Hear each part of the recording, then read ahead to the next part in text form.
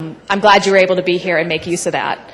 What we're going to do right now, as everyone's having a seat, we're going to actually just quickly give the highlights because you weren't all able to attend every session. So the moderators are just going to pop up here and kind of give the highlights that came out of each session, a quick summary, and then if you have a few final questions that you want to toss out, we'll allow you to ask those here. Then we'll jump into the RFP process, okay? So I'm going to turn things over. I'm going to start with Mark Goldberg. Mark was moderating the developer and the broker focus groups. Well, I don't know about you who attended the developer and the broker, but what a slam dunk this project is going to be. I mean, this is a walk in the park. From the developer standpoint, I think what came from that, and arguably came from the brokers piece too, that the public-private partnership component of this project is key to it. And I think Steve and Dan Murphy emphasize that not only in this project but in other projects that they're approaching right now, which is sort of true. So I guess the takeaway that I got from that is it's vitally important to focus on the public-private partnership element of the deal. From the kind of the retail discussion that came from there, the idea of doing vertical development over retail probably isn't needed, or perhaps could be more complex and not necessary. I think the other piece that we heard was that the planning process starts with the city and with the vision, and making sure in selecting the development that those things have to be aligned, and to start the process there. We talked about how you get to market rents, particularly the multifamily component, and that was just a matter of actually pretty simple, going about finding out where the rents are in the marketplace and trying to line those up. So I think another takeaway that we had was not to over-design it, keep it simple and within the comportment of what the context is. I think over-designing sounded like it was something that perhaps was an error that Dan thought that the development of Belmar was. So I think those were some of the key pieces. I may remember others as I talk here for a second. But in the brokerage area, certainly a challenge. What I think a takeaway was, to attract a major retailer, there has to be a subsidy of significant order to do that. But once having attracted an anchor or a major retailer, then the other retailers could possibly follow. The notion that there's high daytime employment and in-migration during the day, I think the retail brokers thought was a very good positive. Just a thought on the development side. I'll come back to that. It doesn't look like the apartment piece fits hand in glove, at least in today's marketplace, because it is not either core or near light rail or near some other employment base. So from Jeff's standpoint, it would appear that the multifamily piece is a challenge, at least today, unless, of course, there is a massive subsidy in that area too to make rents affordable. I'm trying to go from memory here. What else was important? I think that's probably what I'm remembering the most of what was said. I think we'll probably summarize some of the notes that were made and make those available to you for the things that I've forgotten. While I'm standing here, any questions that from either the brokerage or the development side that I could perhaps answer? I'll pass the mic.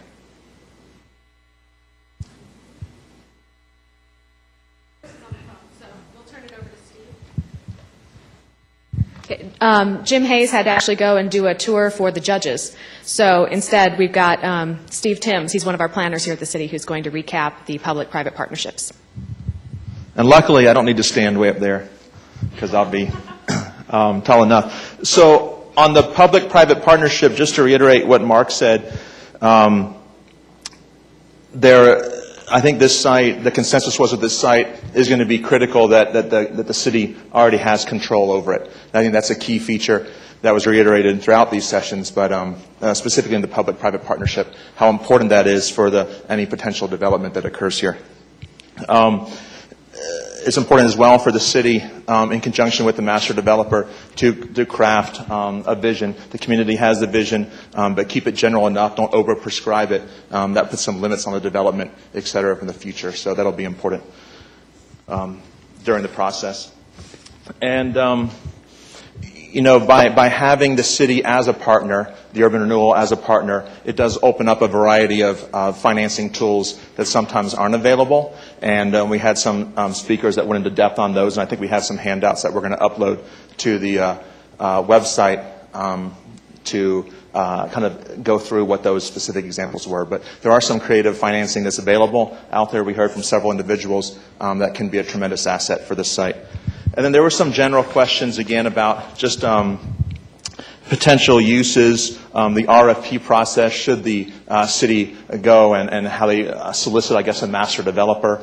And we had some input from the panel, how important that was, whether or not the developer should be selected, in conjunction with the RFP, should the RFP stand alone, et cetera. We had a variety of voices on that one.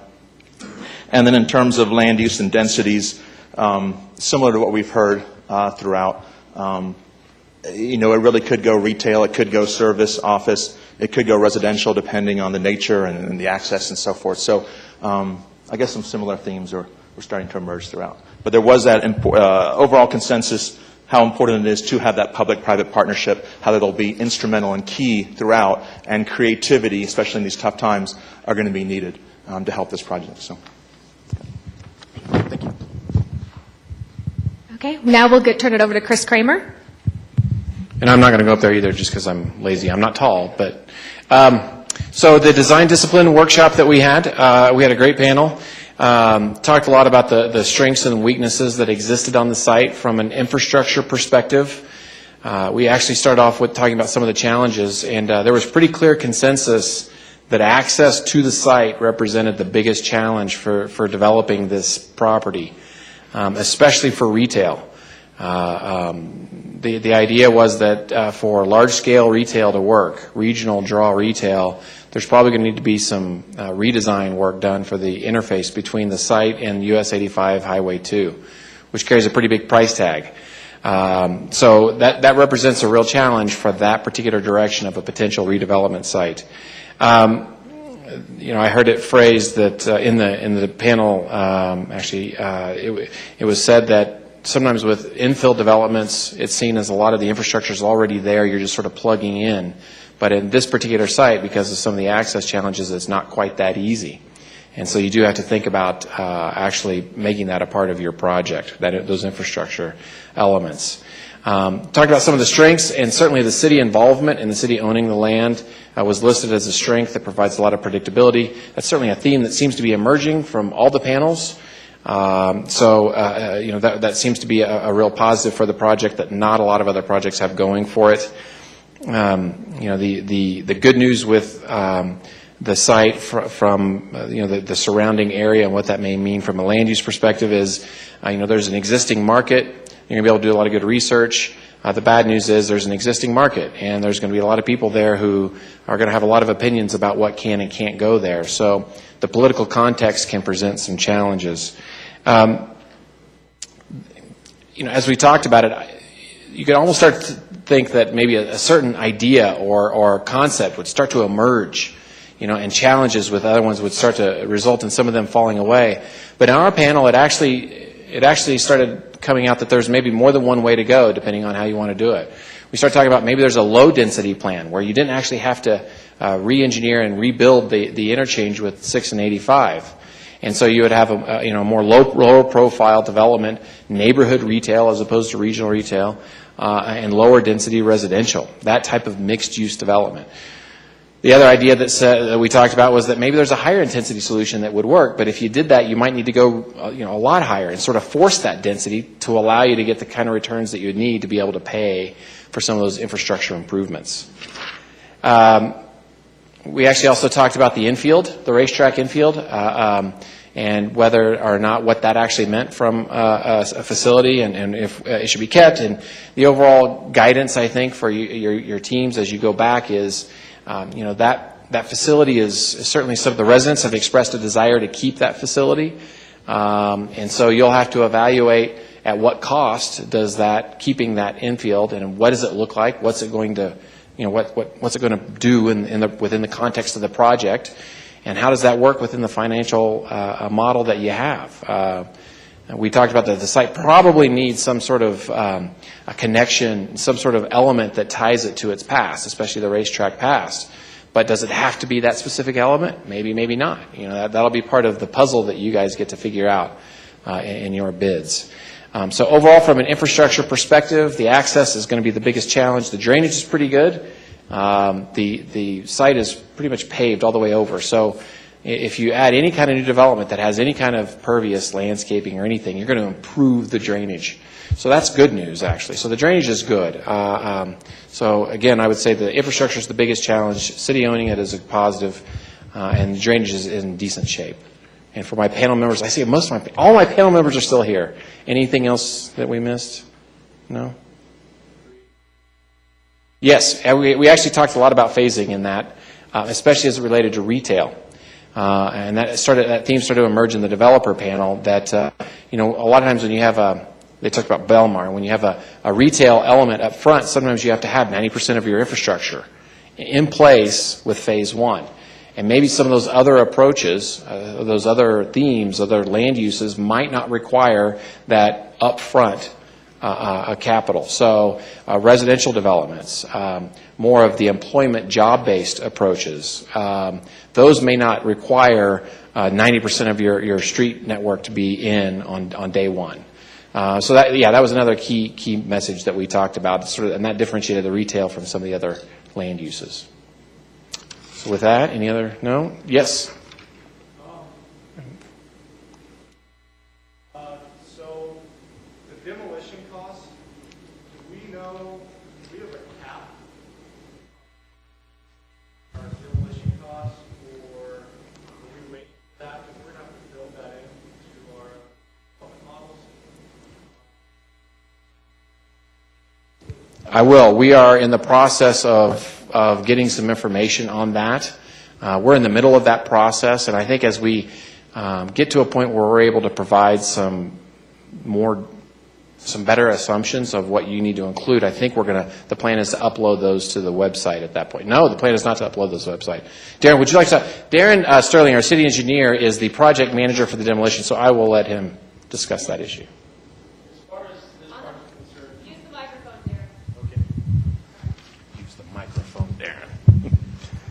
As far as the demolition is concerned, you don't need to concern yourselves with that. Think of it as a greenfield site.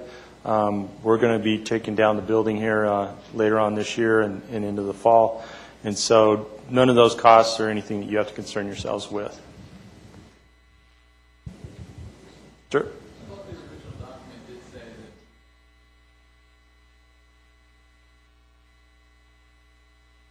Okay. Okay. Roger, our finance director tells me that we should probably plug in about $2 million for that demolition cost. Yep, for planning on that, or on the repay.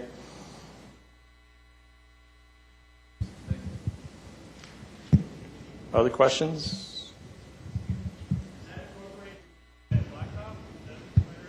Yes. Right, we're going to clean off, scrape everything, remove the asphalt, lights, any of the exposed infrastructure, all be gone.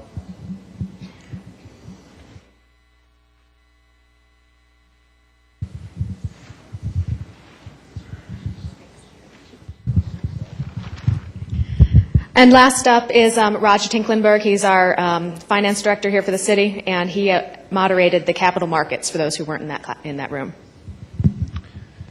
To all of you who missed that, you missed the best session. It was fascinating. Sorry, bad joke. I took my pocket notes with me because I didn't have time to write notes because we were having a very interesting dialogue. In terms of the process for you as design teams, as I'm not sure what you're calling yourselves, but the student competition teams, I had the panel talk about what they saw as a sequence of events, because we had 2 people who are bankers, 2 who are involved in the bond marketing process, and one of the bankers used to be a developer as well, and so I thought their expertise would be useful to you. What they said is start with the market. In other words, what's feasible? Because when you propose a project, it's going to be driven by the market. It begins and ends with the market. So if the market isn't there, you can't get financing for it, and you won't be able to sell it. You won't have a successful project. Then go to the planning of the site. You have 65 acres, so that's a large chunk of ground to develop, basically. And so you need to think in terms of what needs to go where and what that sequencing looks like in terms of, okay, do we start with residential? Do we start with commercial? What do we start with? Or is it, again, phasing of those different components to match up? All the while you're doing that, you also have to develop your pro forma. So your numbers, what's the cost, what's the potential income, is going to have to be based on that market, that site plan. And then you have the creative design, obviously, in terms of elevations and all of that type of thing. So that sounds nice and sequential. It's not. It's an iterative process. You're going to have to go through it a number of times to try to get it right. From there, we talked about, okay, what are some of the tools that are available? And hopefully each team has some representatives who attended the session, because I'm not going to define some of these terms, but there's TIF and there's PIF. You can use metro districts. In terms of the TIF, which is tax increment financing, you can base that on sales tax, property tax, and if there's any type of a hotel component to the design, then you could also include accommodations tax, and we can give you those rates and post those to the website. The property value is pretty well set. I mean, we know what the purchase price was, we know what our close down costs were, and then we have the demolition costs. So that defines what the property cost walking into the project is. There's a loan from the city to the Urban Renewal Authority that will become due when the development starts. Now, definition of development is still flexible. That hasn't been specifically defined. Moving on to the different types of components, one of the questions asked of the panel was, okay, what type of equity are we looking at for this type of a project? And again, it's going to depend on the mix of the uses on the property, because retail requires a different type of equity than residential does, than does some of the other uses. For example, if you have a hotel, that's going to require 50% equity, whereas apartments might require 20% equity. So just broad brush, I asked them, okay, what should everyone be looking at in terms of equity for the whole project, just as a starting point? And the number was 35 to 40%, somewhere in that range. Talking about the TIF, can the TIF be monetized up front? And the answer is no. You're going to have the actual development occur. You're going to have to be vertical before that TIF stream actually materializes that then you can monetize it, in other words, sell bonds based on that revenue stream. So again, there's that lead-in time where there's going to have to be somebody covering those costs until that TIF stream can be monetized and be introduced into the project. Either that, or you're going to have a developer with very deep pockets who can fund it all up front and then wait for that revenue stream to come in over the 25 years that a TIF is available. In addition to metro districts, you could have a business improvement district, you could have a downtown improvement district. There's a number of different tools that are available, but again, each one has its own legal requirements in terms of how it's set up and structured and what it can finance. In terms of the city's participation, they asked me if the city would serve as a recourse for the development, and the answer is no. Starting out of the gate, don't assume any recourse in terms of the city. What that means is the city won't be backing the developer's part of the cost. Now, the city certainly would be looking at participating in the sense of public infrastructure improvements, but again, that depends on the project, it depends on the income, it depends on the complexity of the infrastructure improvements, and all of it's subject to city council approval. So, you know, can I say, well, we would be able to walk in the door and fund $20 million?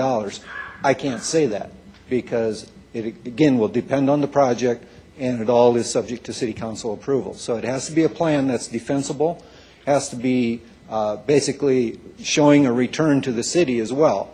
You know, we're not a profit-making entity, but we have to be able to cover our costs in some way. So we have to be able to have a plan that can be defended to the city council. Let's see. Yes. Okay. Thank you much. Was there anything else really vital in there? No. Okay. Were there any final questions on any of this? Yes. I think we're getting some possibly cash-making information. Are we planning on keeping the infield and dog track, or is it completely demolished and basically just... Can I answer that? Yeah. You can assume it's gone. Assume it's gone.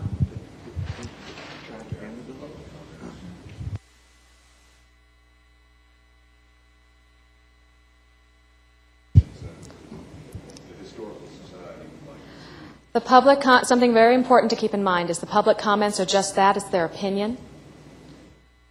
It is not anything the city has said, this is what we're doing. So keep the difference in mind. The city had an opinion, or the community had an opinion, they expressed it. The city has to look at it from a different perspective in terms of developing the land. So keep the two in perspective, I guess is a good way to look at that. Keep in mind they're sensitive to it. That's ultimately what we want you to know. You can make the numbers work and you kept it and you know, as a public desire, then that probably scores better for the RFP selection process. So. When in doubt, refer to the RFP as the governing document. Okay? Ready for the next part? All right. Or is Mark going to kick it off? Just remembered that one of the key things that came out of the development session focus group was placemaking, and that a concept of having something on the site that is a regional draw. I don't know if we gave any definition or anything. Developers said exactly what that was, but the notion is that that's a critical component to make the project work, and I just forgot to mention that. You might as well just keep that microphone.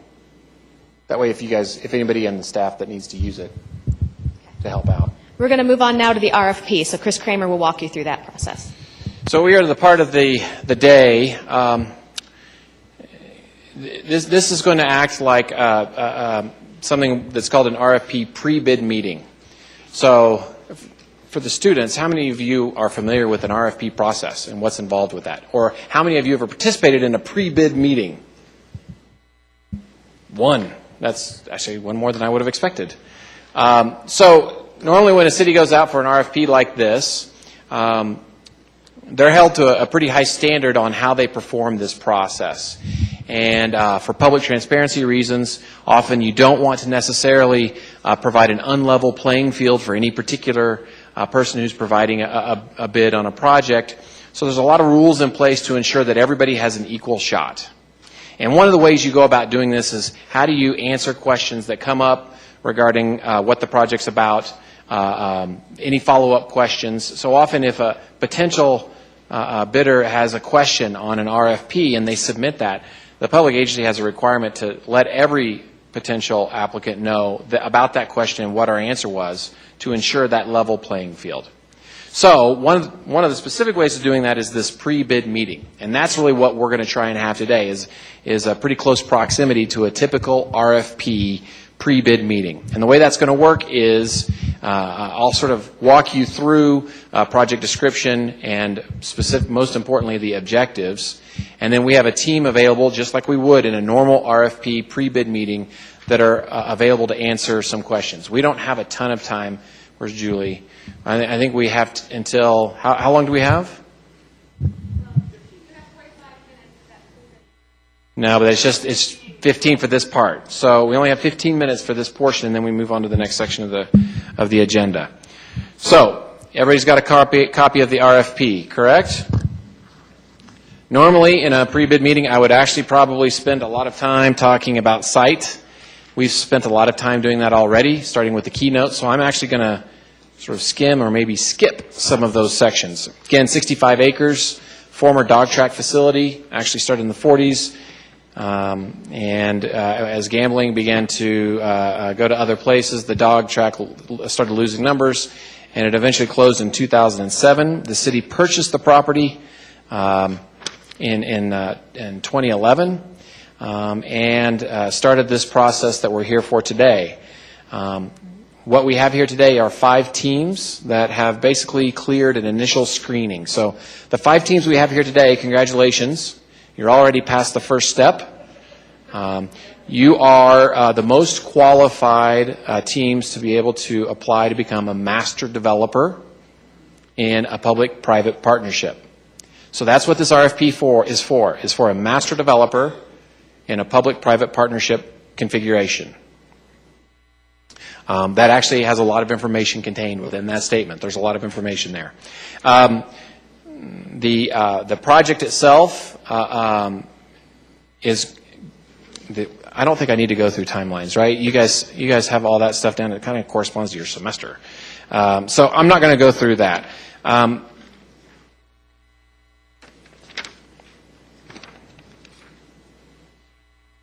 There are some neighboring developments. We've talked about some of those already. I'm just going to quickly list them. I'm not going to go to them in detail, but just for context for you, we have the Victory Crossing project. We have the Derby project. Parkway Market directly to the south, which actually has had some development on it recently, specifically the King Supers project. There has been some environmental work done on the site. I believe all of that information is loaded onto the FTP site, the blog, I think it's called. From a drainage perspective, it's actually doing pretty well. There are 2 drainage basins that all flow into the same detention facility. But again, any new development will probably include some impervious surfaces, so that'll actually improve the drainage facilities. Transportation. So, and as I talked about earlier in one of our panels, transportation is going to be a key part of your proposal, a key part of your project design. It is a large parcel. There are no on-site streets available. So those are going to be 2 key elements that will go a long way towards dictating how successful your proposal is, both getting to the site and then how the site works on site itself. So those are key elements you'll want to pay attention to. That's a real brief summary. We've been talking about the site all day, so hopefully if you have any more specific questions, we can get into that. But what I really want the limited time I have on is talking about the objectives of the RFP. These are the key things you're going to want to hit in your RFP. These are things that we're going to be looking for. The first one, and I'm going to read them. Creation of an overall plan that is feasible and implementable within a reasonable time period in today's marketplace. That's a very succinct sentence that carries a lot of different meanings to it. So I'll just tell you as a little bit of background, the city has begun an outreach process to gather information about what the public would like to see on it. There was certainly not a unified consensus in that. There were ideas that emerged, but nothing that has gone through a public process to become codified as a vision per se. So there is no site-specific master plan for this site. So as such, there's certainly been input about what could be on the site, but City Council has not voted on a specific vision. So that would be part of what you could call, what your project, your RFP is helping design that vision. But the second part of this sentence is the other key element. I'm a city planner, and planners are guilty of doing the first part of this sentence, right? A cool plan. But we often don't focus on the second part, which is implementable within a reasonable time period. So what that means is the site's got to be able to pay for itself from an economic perspective. So feel free to use the information that has been provided to you about what the site could become from a public input perspective, but it has to be implementable. It has to have a reality in the marketplace today. The second one is revenue to Commerce City in the form of repayment of the loan to acquire the property and demolish the existing structures. Actually, I think that addresses one of the other questions we had. As well as ongoing income through various tax mechanisms that balance long-term financial sustainability with community enhancement. So this is really clarifying the idea that the site has to, the money, the numbers has to work. It has to be implementable. So the site has to generate enough revenue to pay back that initial loan that the city made to the Urban Renewal Authority, plus the demolition costs, plus anything else, any other improvements that are going to be made to the site. So that'll all be contained within your RFP. Identification of clear vehicular connectivity to adjacent highways and creation of a plan for pedestrian and vehicular connectivity with the surrounding neighborhoods. So that'll be a part of your redevelopment plan that you submit with your RFP. I believe that's going to be what you'll want to consider and what you'll want to focus on are what types of changes would you make, and what impact does that have on your pro forma. Number 4, integration of the project and its perimeter to the variegated development uses adjacent to the property and within the immediate neighborhood. The public input that we received talked a lot about the fact that it's such a large site, it's really become a barrier in some ways. And I think we used this example earlier. Residents living on the north side of the project trying to get to the King Supers, in essence, it's a giant roadblock. And in that way, it's almost a hole in the community. And so your proposal, it's important for you to consider how can you reintegrate that and sort of open up to the surrounding area. Number 5, creation of a high-quality master development plan that incorporates uses and strong design elements complementary to the culture and heritage of Commerce City. We've talked a lot about demographics. We've talked about some of the surrounding developments. Those will all be a part of it. You'll want to consider that. If you come up with a proposal that is completely out of context with Commerce City, that probably won't, your RFP, probably your bid won't be as well received, because it's got to be able to be economically feasible, but also culturally and politically feasible as well. So you'll want to keep the context of Commerce City in mind. Finally, additionally, consideration will be given to those proposals that incorporate a sense of place that might draw from beyond the immediate region. And I think I've heard of at least 4 of the 5 panels. There was a lot of discussion about what does this site want to be? Does it want to have a regional attraction? Do we want to pull people in from outside of Commerce City? Or is it more, a lower impact than that? If it draws from the outside the region, we still want it to be sensitive to the area around it. It still might have an opportunity to attract people from the immediate area. If you do draw people from around it, also we'll want to see how that does impact. If we have a ton of traffic that goes off the site in a negative way, that will also be something we consider. If during your investigation, this is also what it goes on to say, this is a pretty important part, I think, you determine one or more of the owner's goals and objectives cannot be achieved, then you must fully explain the constraints associated with that objective. and any alternative solutions that can still provide a successful project to this Commerce City and the community.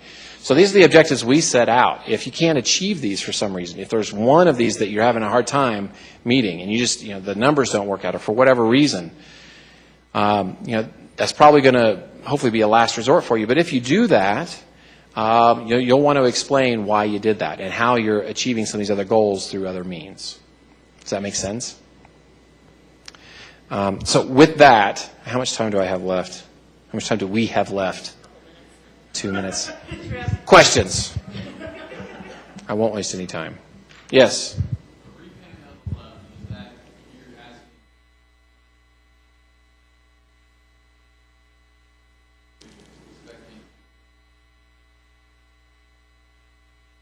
There are, and I'll let Roger Tinglenberg chime in if we need to, but I don't think we have any expectations that there's date certain repayments for anything, right? I think that's part of the creativity of what you want to come up with in your proposals.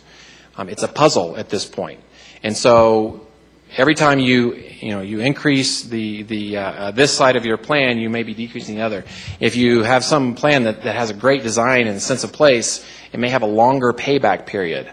So if that payback period is 300 years, that's probably not going to score so well from our finance director, right? So there's, you want to. That's all part of the puzzle that you guys need to try and figure out what equals the best bid. And Susan, I know, has some. Yeah. But there are a lot of questions, and I think it sort of points to some of the discussion in the RFP. And really pay attention to the nuances because it does talk about the loan payback upon stabilization.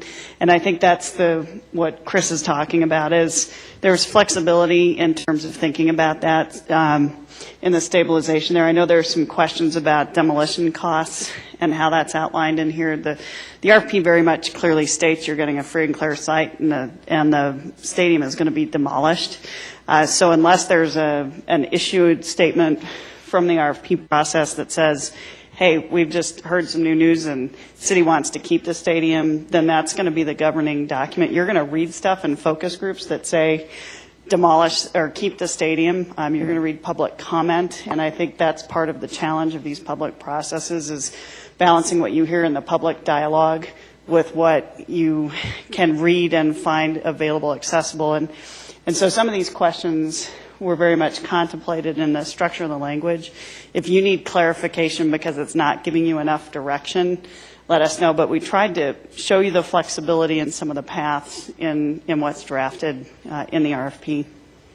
And the other thing I would add, that's all absolutely 100% correct. This was sort of your Bible, right? You'll want to refer to this.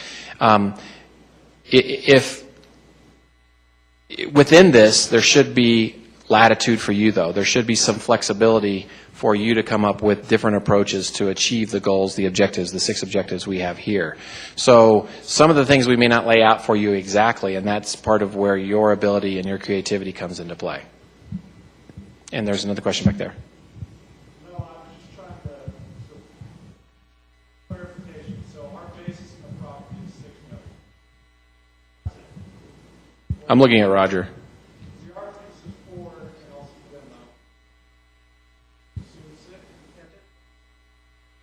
Yeah, we may get an updated demo number, and if we do, we'll obviously we'll transmit that to everyone. I think there was an assumption made in the drafting of the RFP, and we're going to need to issue a clarifying statement on the demolition costs because the RFP does state now that it was included in the $4 million. So we need to clarify that for you because I think there has been new information presented today that we as a group with the sponsor need to come back and give you a definitive statement so you're all working on the same page. The good news is this is just like a real RFP bid meeting because these things do change all the time in a real process. This is no different than how it would normally go. So we're learning to be nimble, right? There's a couple other clarifications. There's been an adjustment, and we'll issue clarifications based on some of your questions and if things come up in the group. But the Boys and Girls Club is... Sorry, you have 2.5 acres. You're right, now, there's 2 clarifications we should go over. Yep. It's at least 2 acres for the Boys and Girls Club. We can just get that on the table right now. And the other thing is, I think an earlier version of the RFP had multifamily listed. I think that's now been updated to take that out, but no, multifamily is not an allowed use currently on C3. So if you want to do something that has a multifamily in it, you will have to rezone the property. Right, and so I think there was a clarification in the blog. Some of the students, some of you guys, I don't think are getting the blog statements, but anything we clarify, the RFP will show you on the blog, and then we'll put a revised RFP up on the site so that you'll know what version you're working on. But we won't just hide a change and stick up a new RFP and hope you find what we've modified. Anything else? I know we are already behind. I'm sorry. So. We're also nimble. You are nimble. Look at that. So. I guess I should introduce J.D. Prager. So this is actually new. I don't think we've had the architectural resources here for part of the project discussion, which is great. JD's been in charge of getting us our architectural resource team. So the show is now his until we have to get out of here at about 5:05. So you can get to Dick's Sporting Goods for your school pictures and then go have some fun at the reception. Okay. Thanks, Susan. This will be quick.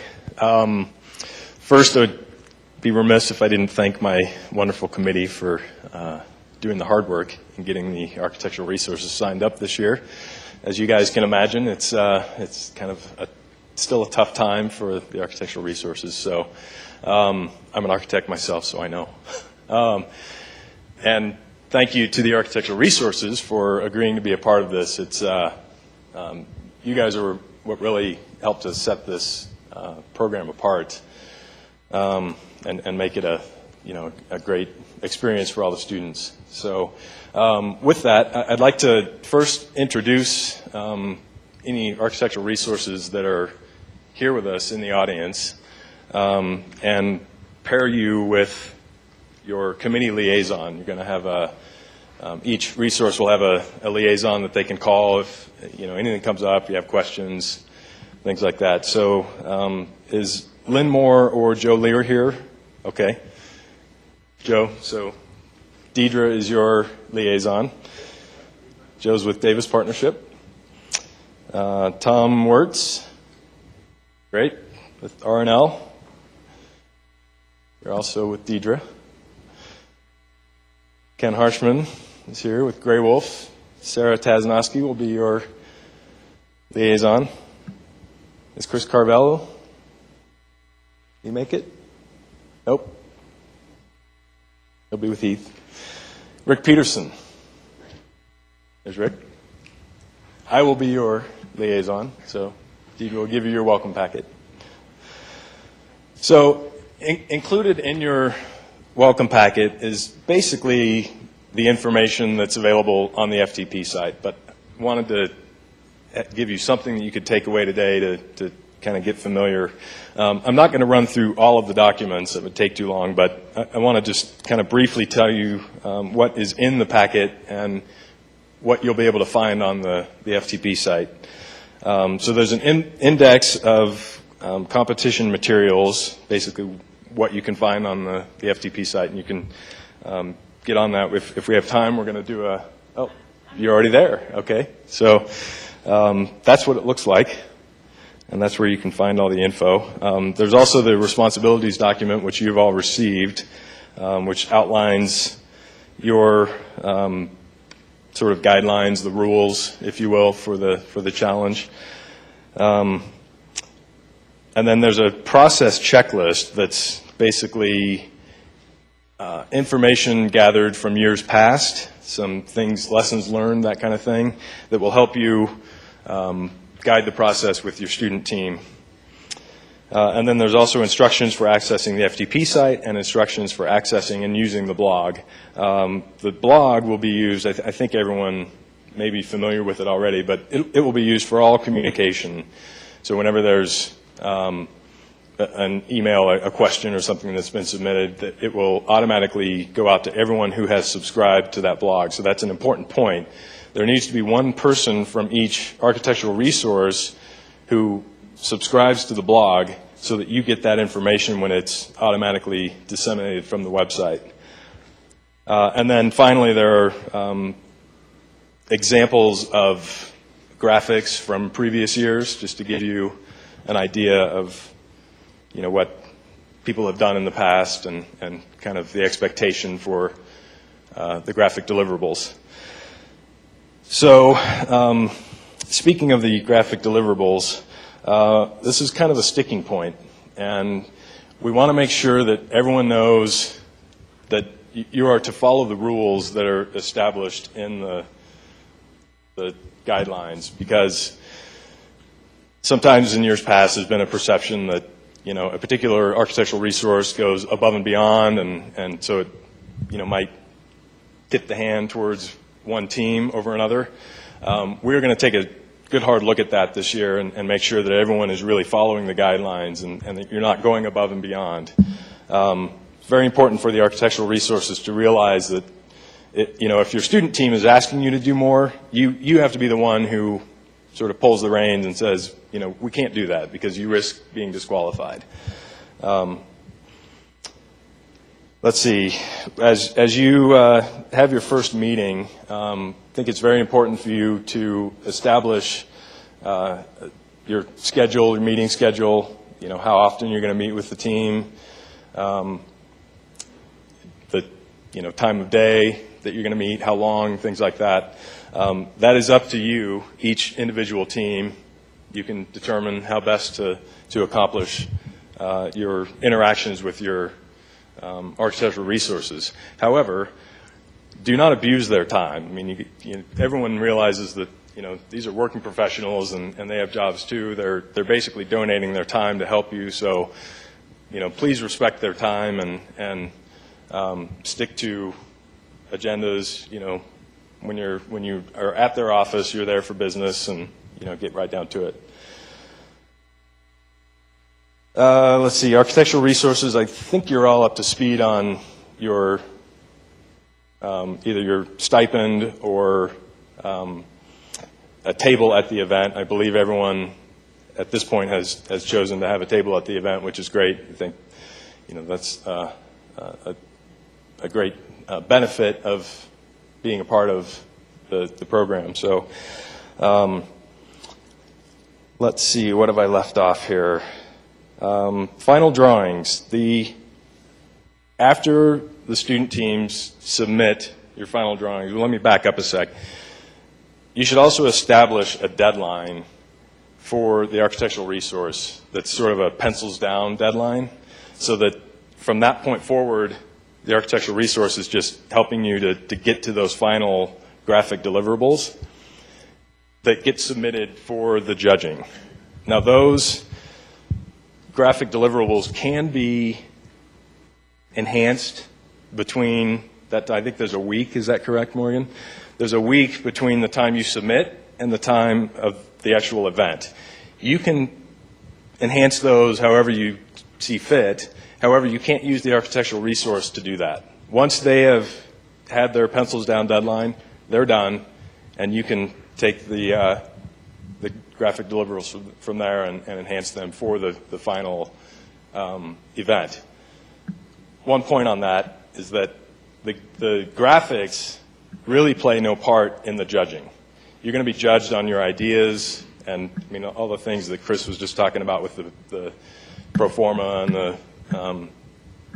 the feasibility of your particular proposal. So whether they're hand-drawn or computer-generated, that's up to you and your architectural resource, but the graphics themselves play no part in the judging process. So I think I've hit everything. I think so. I'll just add a couple of different things. For those of you who don't know me, I probably don't need this thing. I'll hold it way out here. For those of you who don't know me, my name's Morgan Landers. I was a competitor in 2008, and I've been on the Real Estate Challenge Committee since then. So I've kind of sat in all the various shoes that you guys are sitting in here. To kind of round out, and we'll open up for questions if there's some things that are a little confusing. Your relationship with your architectural resources, this was meant to be kind of an orientation between you and them. Can the architectural resources that are here just stand up one more time? That would be great. Okay, so take a look at these folks. When we head over to Dick's Sporting Goods, you're going to do the coin toss, and then you're going to be able to select which architectural resource you're going to be working with. Now, you won't know who they are when you pick the envelope, so it's kind of a fun white elephant Christmas party in January. I had to break a joke. I mean, it's so quiet in here. So literally, we'll go over, know who they are. They'll be introduced again. Each of you individual teams will be paired with your architectural resource. Every architectural resource in this room has competed in the past. They are knowledgeable. They have an extremely long history of working with this program and working with students, but they want to compete as much as you do. That's where we're trying to get with in the restricting of deliverables. We really need to, both of you, these students and the architectural resources, work together to keep that line reasonable for everyone. If you end up being a finalist team, you're going up in front of 700 people, your architectural resource is getting the same amount of exposure as you are. You want things to look good, but we don't really need to tax your time. I want to reiterate, be respectful of your time. The development of the book that you'll be providing as your internal competition and the presentation that will be created for your internal competition and subsequently your finalist competition if you're the team, those things should be done by you. Those things should not be done by your architectural resource. You should not be in your architectural resources office at 3 o'clock in the morning the night before your book is due. It's just not acceptable. It's taxing on their time. It's taxing on yours, and hopefully you've prepared maybe a little bit better in light of that. The other piece, like JD said, you're not actually judged on the quality of those graphics, although you are judged on your ability to portray your vision and what you want this site to be, because that's ultimately what you're selling to the judges and the audience. And I'll just make the additional note this year. I don't know if everyone got the message, but we will have an audience vote this year as part of the final competition event. It doesn't go towards your final, whether you win or lose the competition. Think of it as kind of a popular vote. But it's something that adds just a little bit of skin in the game. You want to make sure you look good, but you want to be respectful. These architectural resources spend a lot of time. Let me open it up to questions to the students and or the architectural resources right now as far as that relationship and how that works and all that fun stuff. Go ahead. Sure. Oh, absolutely. A lot of the student teams will set up their first meeting with their architectural resource tomorrow. So, what you'll do when we go over to Dick's Sporting Goods, there will be a coin toss to determine who goes first in the judges round and who goes second, and then it's flipped on who presents first to the audience and who goes second. At that time, the person who goes first also gets to pick their architectural resource envelope first. And then we kind of go down the line. You pick your teams, you can switch it up, and it's this whole kind of fun process. And a lot of teams, after that, you'll have an opportunity to go actually introduce yourselves to your architectural resource and become oriented with them and be familiar with them. And so at that point, get their contact information. You can hit the ground running at that point. One of the things that I will make clear to the architectural resources, the blog and the FTP site are extremely important resources for you guys to access. Have a designated team. The instructions are in your packet we just gave you.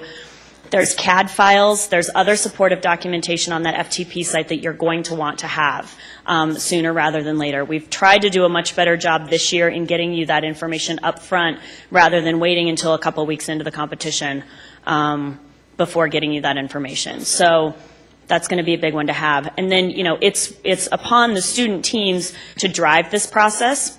That's the beauty about having the experienced architectural resources that we do have. They're not here to make decisions for you. A lot of you, this will be the first time where you're quote unquote managing a consultant. Think of it as that you have a budget and that you have to limit the amount of times that you meet with that architectural resource and the amount of hours that you want them spending on that, and really kind of approach the process that way because it'll keep everybody in check. And it makes sure that every time you meet with them, you have a purpose, you come with a question, you leave with an answer, and you're really responsible for driving that process. They will be responsive. They'll give you information, and you will learn from them.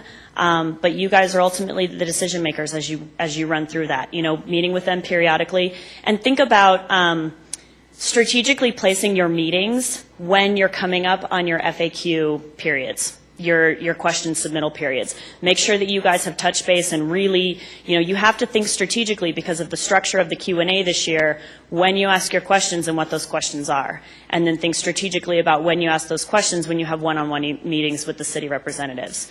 And you have to be strategic about it because you don't want to waste time. Did that answer your question? Okay. One last point for the architectural resources. The intent here is that the students are driving the design, not you. So don't try to steer them in any particular direction. Let them come with the ideas, and you're just there to sort of assist in getting the graphic deliverables done and, kind of guide them in the process, but it needs to be their ideas.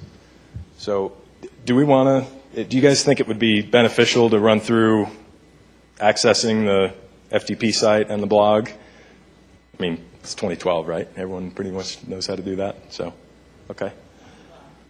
It's a blog. Okay. Oh, the other, one last piece to this, and then we can open up for additional questions. When it comes to submitting the questions and whether they need to come from your architectural resource or whether they come from the student team, the liaison that you as architectural resources are paired with from the committee should really be used as, questions on sponsorship, reimbursement, process, the challenge, all that fun stuff. So if it's logistical information regarding your relationship to the challenge and your role, please go to them. When it comes to questions clarifying the case statement, asking questions regarding information availability, have the students submit those questions through the email links on the blog that we've structured. It's just a much better way that we make sure that we're getting everybody the same information and that we're getting your information and it's coming to the right place. So when you submit, and I don't know if any of the students have been able to do this yet, when you click on the email link on the left-hand side of the blog, that goes to 5 different people on our committee, one of whom is designated with actually collecting and maintaining that information for when we provide our initial FAQ response. So that's where you go to make sure that everything you need to know. And that goes for the architectural resources. So if there are questions related to that specific information, have the student team submit that information, and then you can get the responses in return. Sound good? Any questions? Is everybody totally lost? Go ahead.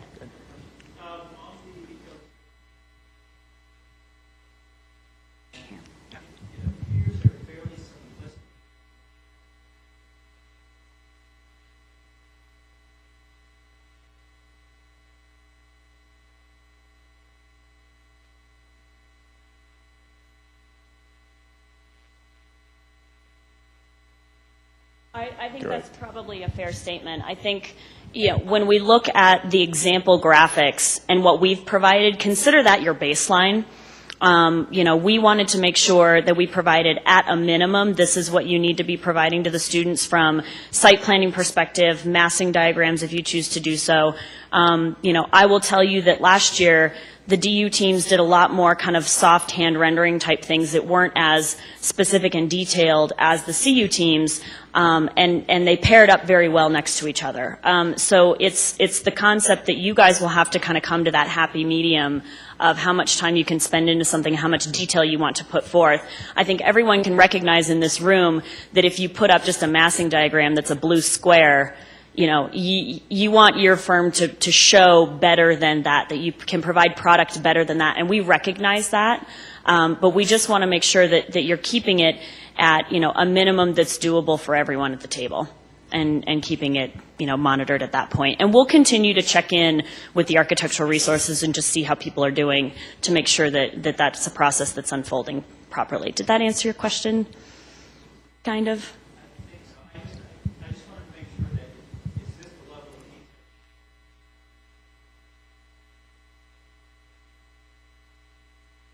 It is okay to invite more. I just wouldn't go overboard. And we've struggled with how to manage this in the past. That's a minimum, when we provide the massing diagrams. There's one up there that shows some transparent buildings in the context of a surrounding, 3D model. That level of detail we think is a pretty good level of detail. We don't want you to have to spend 25 hours rendering a full site plan with people and trees and this, that, and the other. We don't want you to have to go that way. So, it is okay to go a little bit more than that, but think of it like 2 clicks instead of 10. And Self-regulates a little bit because you guys talk to each other about your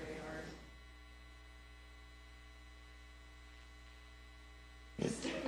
yeah. Yeah, so, and we'll just try and continue. Think of it as just a storytelling exercise, and however best, you can tell that story with graphics, that's kind of what they're looking for. So. Are we doing like 3D fly-throughs and stuff like that? It's not a requirement. Yeah. So, And it won't be considered in the judging because it's not. It's not something you can ask your AR for. Right. No. Right. So. You can do it, but it's not really going to help your case. The team. No. So And you'll be judged on what is specifically specified in the document for the deliverables. So, any more questions? I think we're right on time, so get them out of here. It's been a long day. Who's ready for a drink? Yeah. I think you're all due after this very long day. Just a reminder, there's going to be student pictures taken over at Dick's Sporting Goods Park. Did all of you see where Dick's was at when you pulled in? It's kind of hard to miss. Pretty hard to miss, but it's straight that direction. So you can walk or you can drive, either way. But the cocktail reception begins at 5:30, photos from 5 to 5:30, over at Dick's Sporting Goods Park. Huh? students get there as quick as possible. That's what Jama says. Okay, Jama says get there as soon as possible. So skip the 5:30 agenda that was in your form. For your team photos. For your team photos, get there as early as possible. So, all right? Enjoy. And we've loved having you here today. If you guys have questions, we'll all be over there. And you'll also see us back again in February.